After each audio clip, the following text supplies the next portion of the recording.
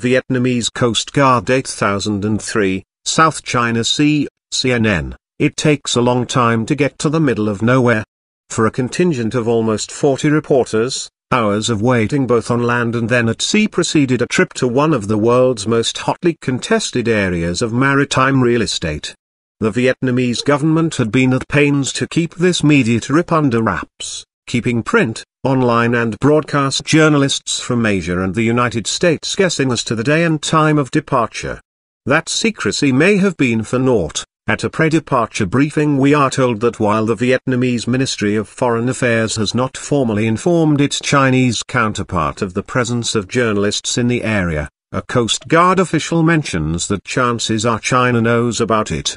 But depart we do, boarding a small Coast Guard support vessel Monday evening as the sun dies over Da Nang, bound for the disputed waters surrounding the South China Sea's Paracel Islands, known to China as the Xishu Islands.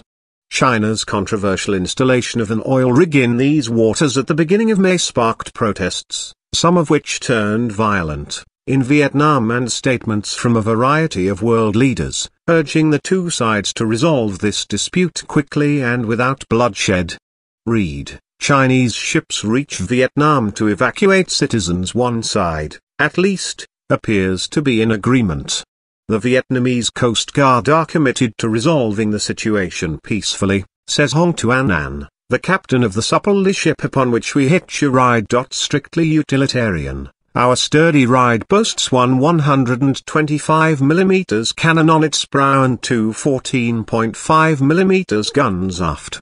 It is the kind of supple ship that every Coast Guard needs, and also houses a huge number of plastic 10-gallon jugs of drinking water, a galley piled with vegetables, and a bevy of live chickens under one of the exterior staircases, supplies badly needed by their crewmates and friends on the front line. As the sun rises again the next morning, we're still chugging steadily toward our destination, claimed by both China and Vietnam. Vietnamese boat sinks after collision with Chinese vessel. Clear message amid sea ship change to CG 8003, and slightly less cramped conditions, awaits us as noon approaches. By then we have reached the area where China had, earlier in the month, unilaterally planted a flag on this area of supposedly oil-rich sea. The flag, in this case, was an imposing oil rig that sent a clear message: the Xishu Islands are ours to do with what we will.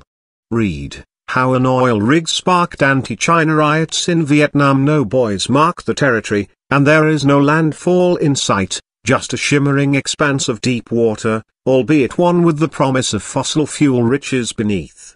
As we arrive, news comes that the rig, run by state-owned oil company the China National Offshore Oil Corporations, CNOOC, has been moved. No small task for something as big and unwieldy, yet politically volatile.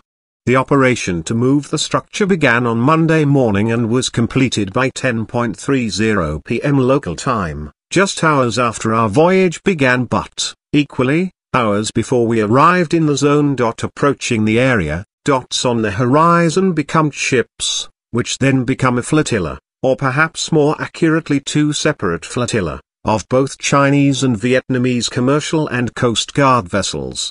This mishmash of fishing and military vessels is all that remains of the flashpoint of a couple of weeks ago, and in a seemingly stage-crafted set of maneuvers dance around this expanse of utterly blue, clear sea.